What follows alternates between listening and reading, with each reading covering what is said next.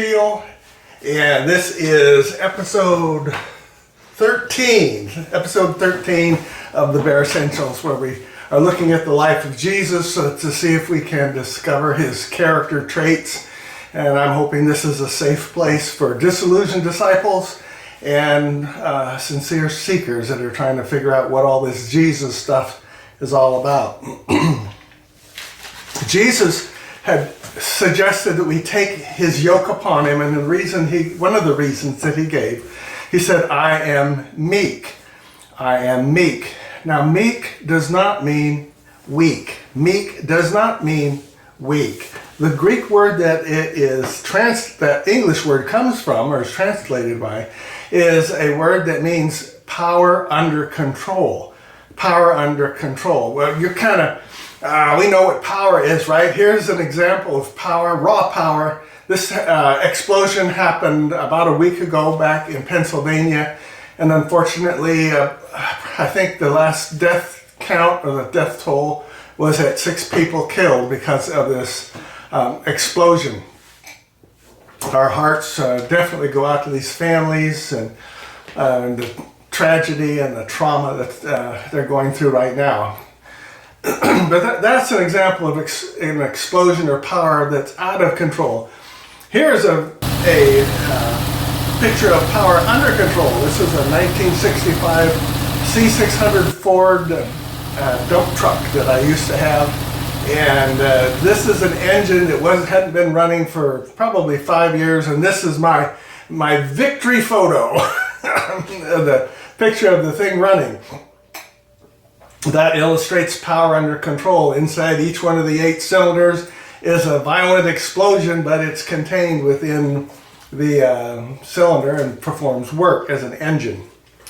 Maybe you don't relate to those examples of power and power under control, but if you're a fan of the Avengers, here's Bruce Banner as the Hulk. In one side you see him as being the monster that just wants to bash and smash and crash. The next development of his character towards the end of the series, you see he's got black glasses on and a shirt, and he's telling kids, eat your vegetables and listen to your mother. Completely different personality that's being presented. You know, in order to be meek, we have to come to grips with the fact that we have power. You can't be meek without power, because meekness is power under control.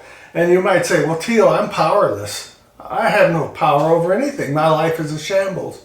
But power is a matter of degree. Like you've heard of a food chain, right? Well, there's like a power chain. Here's a picture of a food chain. The little fish gets eaten by the bigger fish. It gets eaten by the bigger fish until it gets eaten by the big fish. And power is like that. We look at people that have lots of power and control everything, and they control and goes on down the avenue. And they say, well, Teal, I'm just an itty bitty fishy and I don't have any control. You got no control? Mm-hmm. Yeah, okay. Well, anyway, you messed up my glasses. Everybody has some control over something. If nothing else, we have a tongue. The Bible says that the tongue is so unruly and so difficult that nobody can master it. And yet that little tongue can set the world on fire. It can build people up and tear them down. So if nothing else, we can learn to be meek in the power that our tongue has. We always have power. There's some power someplace. It may not be as powerful as you want in particular places, but we can all exercise meekness with the power that we have. Maybe we need to recognize the power that we have over other people, over our husbands and wives and boyfriends and girlfriends, over our children, over our neighbors, and the other people that we come into contact with. At some time, it might be of value to talk or think or meditate on what controls our power. What controls the power? Jesus was meek. He had power under control. But how did he control it? What did he do to control it? How do you control your power? I think maybe this comes in another saying that Jesus had when he said, "You shall be known as my disciples by your love one for another." Jesus says, this is what you should be noted for as followers of me. You should be noted as, wow, those people that follow Jesus really love each other.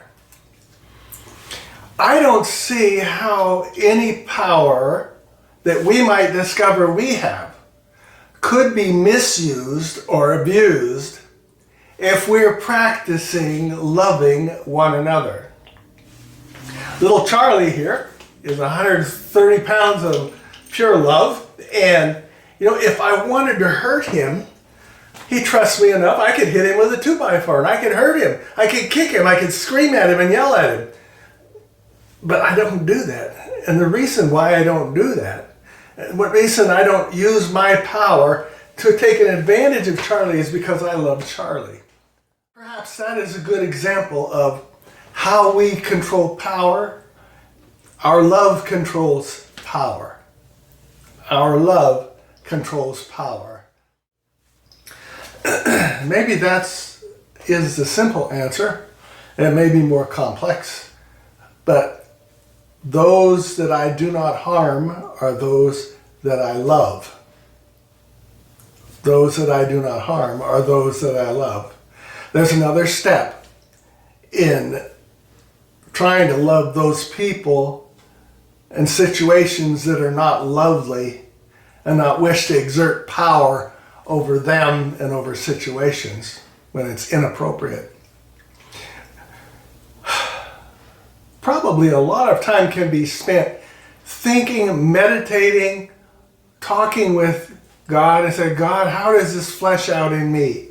How did it flesh out in Jesus? Well, as always, you can write me at amid2or3.com if you'd like. I pray for everyone who clicks on this video, whether you watch the whole thing or not. I pray for God to guide your path and for Him to bless you. Well, until next time, Charlie and I are saying bye.